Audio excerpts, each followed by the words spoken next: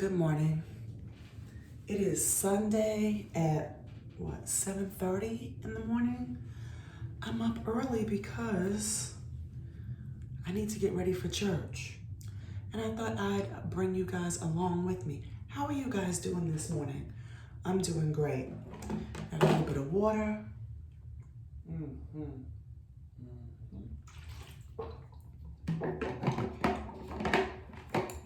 It's almost gone. Yeah, I've already eaten my first meal of the day. I had 4 egg whites, 4 pieces of turkey bacon, and a 1.5 cups of oatmeal. And now I'm just getting myself ready for the day. Now, normally I don't get up this early, but I was just laying in the bed. And I was like, you know what? You can slowly get ready for church, right? And I said, why not just turn on the camera and talk to your friends? And if nobody watches, that's fine. Talk to yourself. If you are a subscriber or a future subscriber, welcome. My name is Mayya, and I am your host of Motivation and Muscles with Mayya. Welcome. Feel free to like, comment, and subscribe. So, I'm just getting ready for my morning, and I just wanted to stop and talk to you guys about the word humble and what that means. I think a lot of people, I think that first of all, there are 2 definitions of the word humble. One, there's a worldly definition, and then there's a biblical definition. And I think I always brush my teeth with baking soda first. But I think when we think about that word humble, it's to be, hold your head low, fly beneath the radar, not thinking highly of yourself. I understand it. I get it.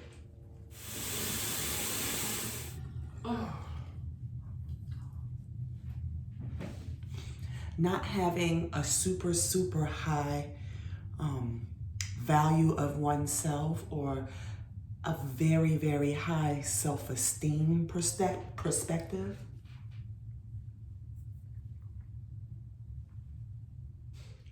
That's a worldly perspective of what the word humble. So I can understand a lot of people saying, you need to be humble, meaning come down a little bit, lower yourself. I understand that. But from a biblical perspective, which is the perspective I agree with, I don't put too much stock into the world because there's nothing that the world can offer you. The world knows how to chew you and spit you out. The world doesn't care about you. I had to learn that the hard way. The world don't care about you. Now, from a biblical perspective, humbled is not seeing yourself higher than God. Understanding where all of your successes come from. Recognizing who God is. Reverencing Him. Understanding that all comes from Him. And when you have a biblical perspective, I like this toner. I love this toner. I love this toner because I am a picker. And because I am a picker, I will get dark spots because I'm a picker. So anyway, yeah, just knowing that everything I do, my successes, my come-ups, everything comes from God.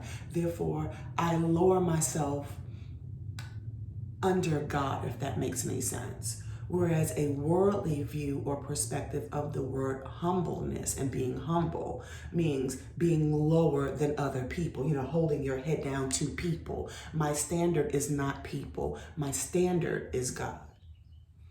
I know a lot of people don't like Q-tips. I love them. And when you're humbled, so some people say, oh, you can't, how do I explain it? When you are humbled from a biblical perspective, you won't mistreat people. You will not be mean to people, because if God is your standard and you look to him, you won't have time hating on people, mistreating people, having a higher value of human self-worth over other people. You don't have time for that.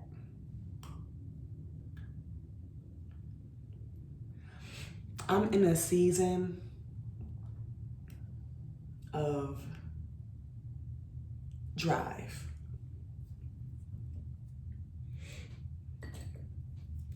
I'm in a season of drive. I am in a season of wanting to be around spiritually minded people, influential people,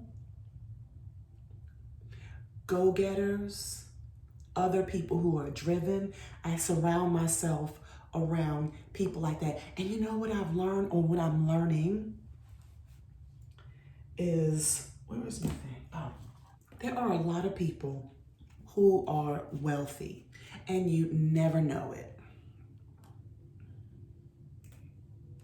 I love that about some wealthy people who are not, flamboyant.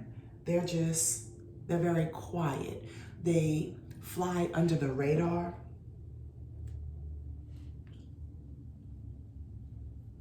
They just handle their business. This right here is what is this? It's a turmeric clay mask. I found this off Amazon. I love anything with turmeric in it because it helps me with dark spots, and it helps fade dark spots. I don't do this every day. I might. Let me take that back because I was about to lie. I try to do this once a week. But now that I'm putting this on, I'm thinking the last time I did this was about 2 weeks ago. This stuff is thick. And I have this brush. This is specifically for applying masks and things of that nature on my skin. So anyway, I love to see wealthy people fly under the radar. They're very quiet. They're not showboaty. I love to see that.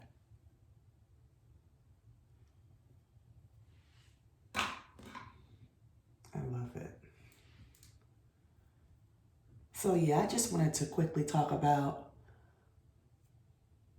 the word humbled. Because I know I've mentioned in one of my videos how we just kind of misuse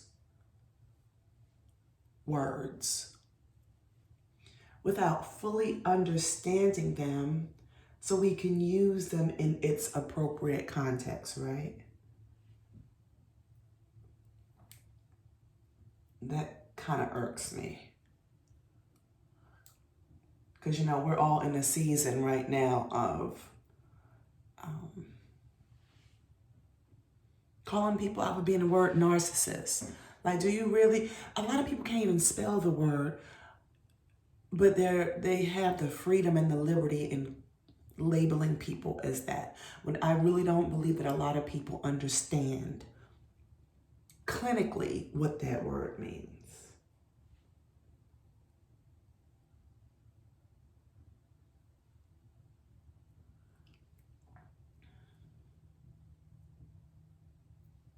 So yeah.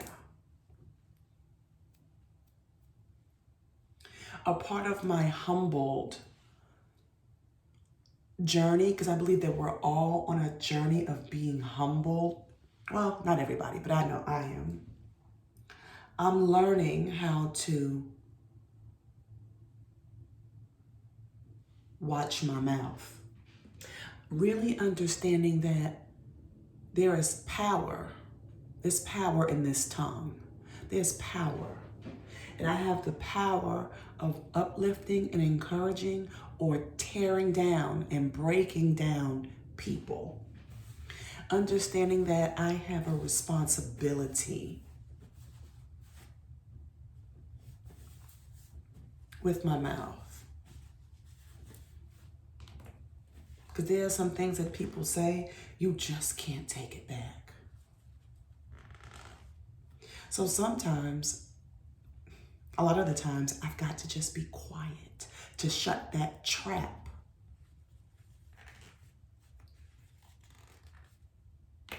I'm just speaking for me. My mouth was created to edify.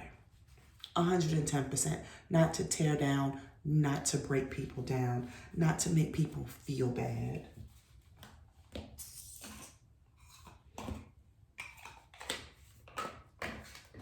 Intentionally, feel bad intentionally. But growth sometimes, well, where the growth happens is sometimes you have to be called out on your mess.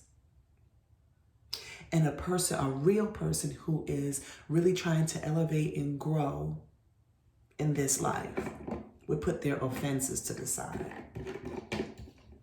That's another form of being humbled. Putting your offenses to the side, just taking the facts, taking the meat, taking the information that's going to help you grow, and stop being so,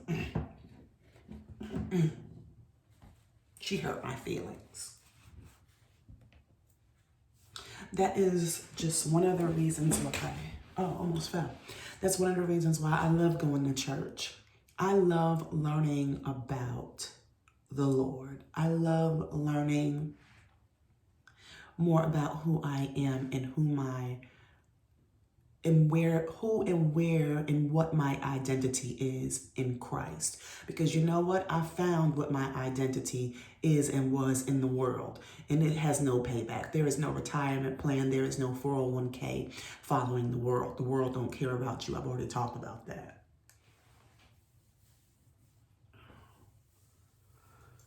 Yeah, the world doesn't care about you.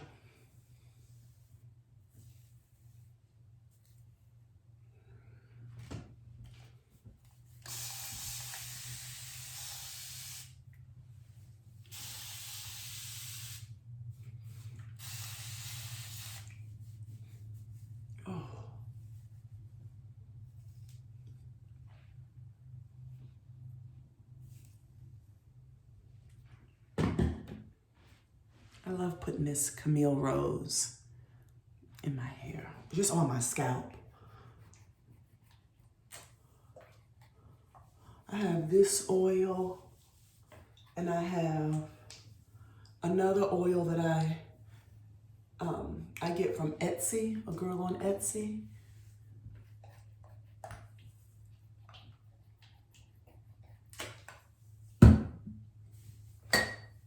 But I only put that Camille Rose on my scalp.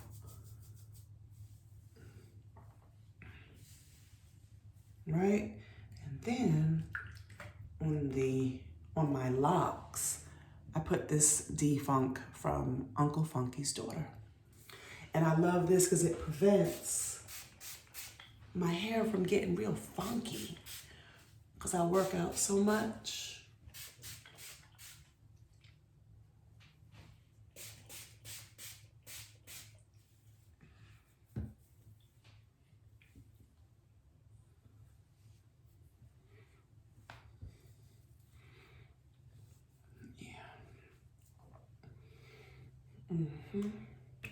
And I might do this, maybe twice a week, maybe. Yeah. And this way I don't suffer from funky locks, funky hair. And my retwist has been lasting a while. That's crazy. Really, it's not crazy, but Yeah, but anyway, I love going to church, being challenged to be better, to do better according to the word, not according to man.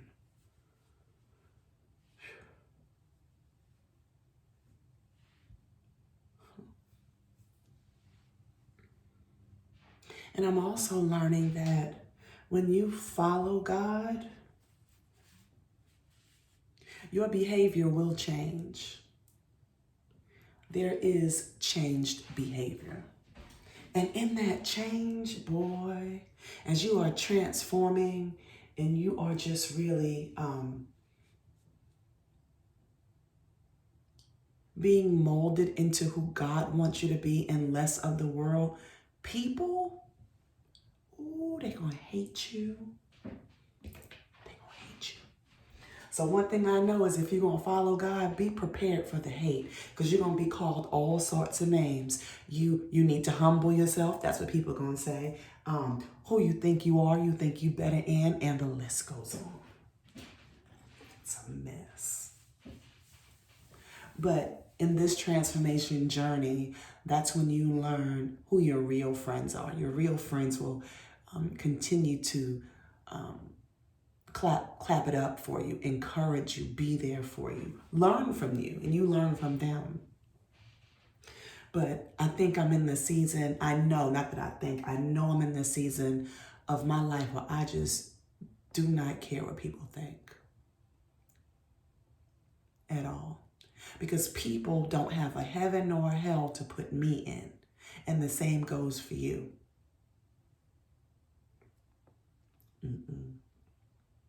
I love people. I love helping and motivating people. And that's it for the most part. I mean, the greatest command that God gave was to love your neighbor, love people, love his people. So we're just commanded to do that, but we are also commanded not to be a fool neither. So therefore, there is people that I hang around with and people who I don't. And that's okay, because there are some people who don't want to hang around me. And that's just like in the gym. When I go to the gym, I am in a zone, I'm focused, and I don't have time for the foolishness. I really don't. So I barely speak in the gym. Barely. You can barely get a good morning out of me. And let me tell you something. Some people think that's rude, and that's fine. But once I put them Beats by Dre in my ears and I'm in a zone, I'm in a zone, and you can't get me out of it. So, you know, there are certain people who I know who we speak and then that's it. But there is no, hey girl, how was your weekend? Oh yeah. Tell me about your husband. Tell me about your kids. Yeah, I don't do that.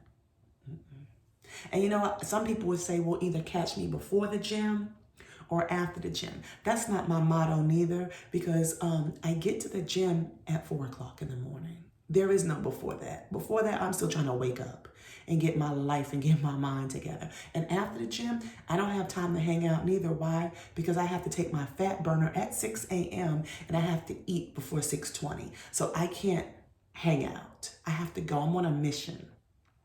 And the mission is first place, God willing.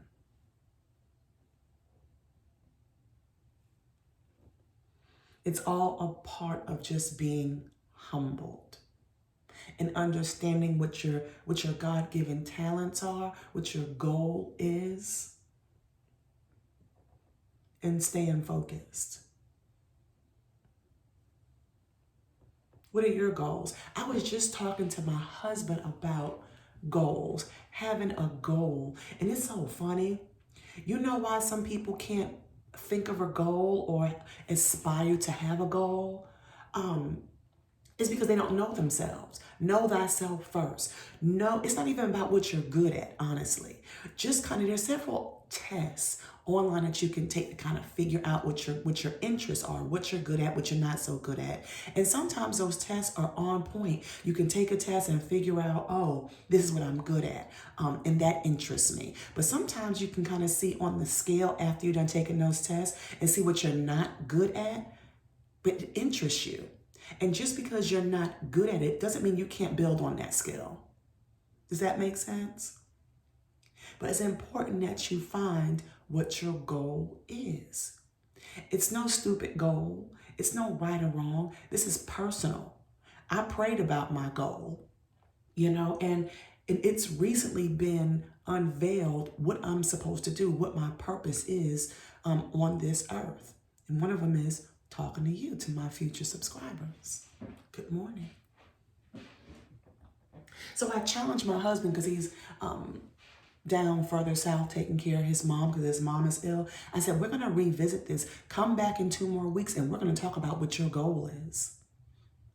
Okay? Because he's in a position of leadership, which leadership is a place of influence. And he's having a tough time getting his crew to do what he says and to be motivated. But if you yourself are not motivated, sir, you want your crew, you want your team to be motivated to do what? To be like you? Somebody who doesn't have a goal or motivated to do anything? It doesn't make sense. The math doesn't math. So I'm challenging my husband. Get your goals in order. Figure out what it is that you were created to do and be. We're never too old to figure it out. You're never too young. And stop believing that you have tomorrow. Because as we can all see, tomorrow is not promised. Let me take this mask off. I only keep it on for like 5 or 6 minutes. And I don't even know if it's been that long. I just kind of put some warm water on my washcloth, and that's how I'll take it off. This is pretty sticky, so I kind of want to gently take it off without ripping my skin off.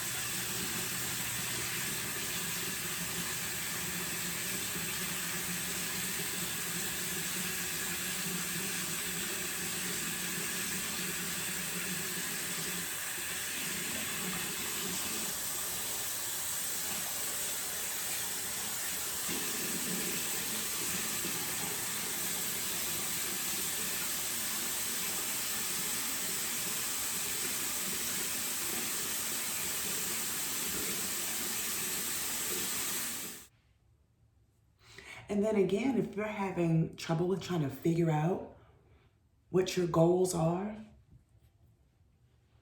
change your circle.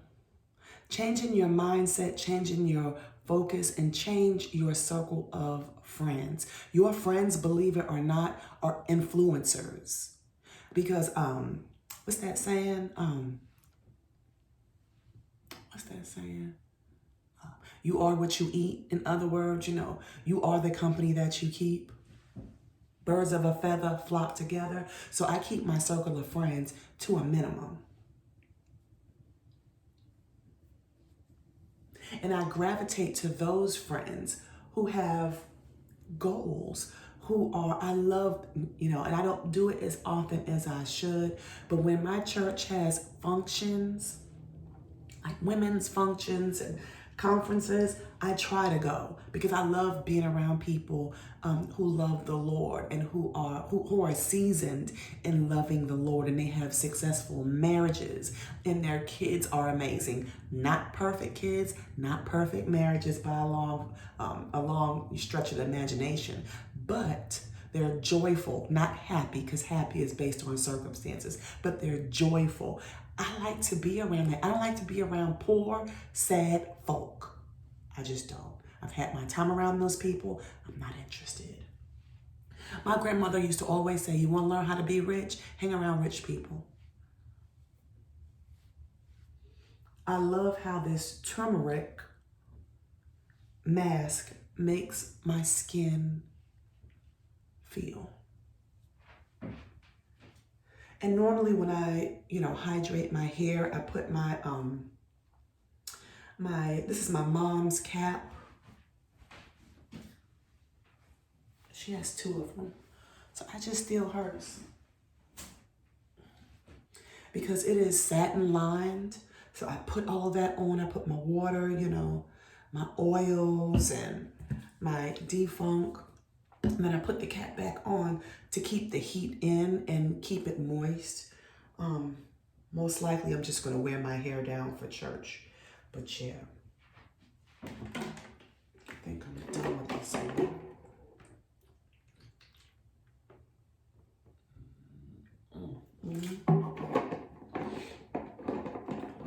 Taking all my supplements. I'm really good to go. Oh yeah, skin feels good. Anyway, so yeah. And I know it's hard leaving folks alone, but we have to do it. If we're going to elevate to the next level, I'm not saying mistreat these people. I'm not saying, cut them out of your life. But for me, I have to have very limited interaction.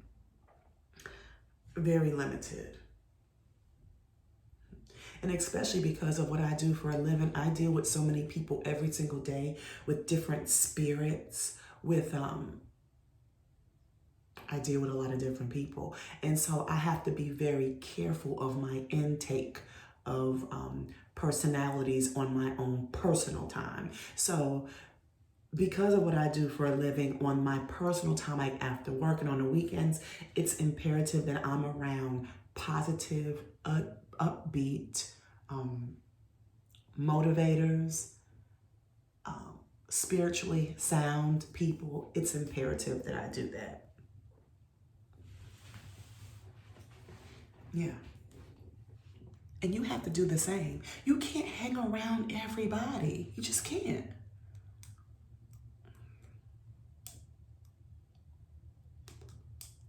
But back to the gym. So from 4 to 5, I mentioned this before, like from 4 to 5, I do my cardio. And then from 5 to 6, 6:05, 6:10, I lift with my trainer. And my trainer can tell you, I don't speak. Because number one, I have to focus on what he has for me to do. And number two, the gym is a dangerous, dangerous place where you can be hurt. So I have to focus on the task at hand, the task that my trainer gives me. I have to focus, so I can't be, hey girl, how are you? And my trainer is trying to give instruction. Number three, is disrespectful to be having sidebar conversations when your trainer is trying to give you instruction on what to do. You pay him or her to get the job done, and I need to be totally focused. So I may say a little something in between my sets or whatever, but I'm not trying to have a full-fledged conversation. No, if I want to be number one, if I want to come first place, I can't be doing all of this. I have to focus. Same thing at work. If I really want to make a difference in the lives of my clients, and I want to get work done, get reports done, do what my lead and my supervisor and my bosses are telling me to do, I can't be, doing other things. I have to sit and I have to be focused, right? So we have to focus. And I talked about that, just being accountable, being focused, being disciplined. I've talked about that in some videos back. So yeah. And it's hard because we like to play. We love to play. But it's a time, a place, and a space for play. But when you have a job, when you have a focus, when you have a goal, you have to keep on track. Being humbled at the end of the day is knowing that God is the head of our lives and we are under him. We look up to God. We're not higher than God. We look to God for all things. I would love to hear what you guys' perspective is on the word humble. I mean, for me, I think there's two definitions. There is a biblical definition and then there's a worldly definition. And I think we're also in a season where people are moving away from the worldly definition of being humble. And I think that's awesome. All right, so again, like, comment, and subscribe. My name is Mayya of Motivation and Muscles with Mayya. Talk to you later.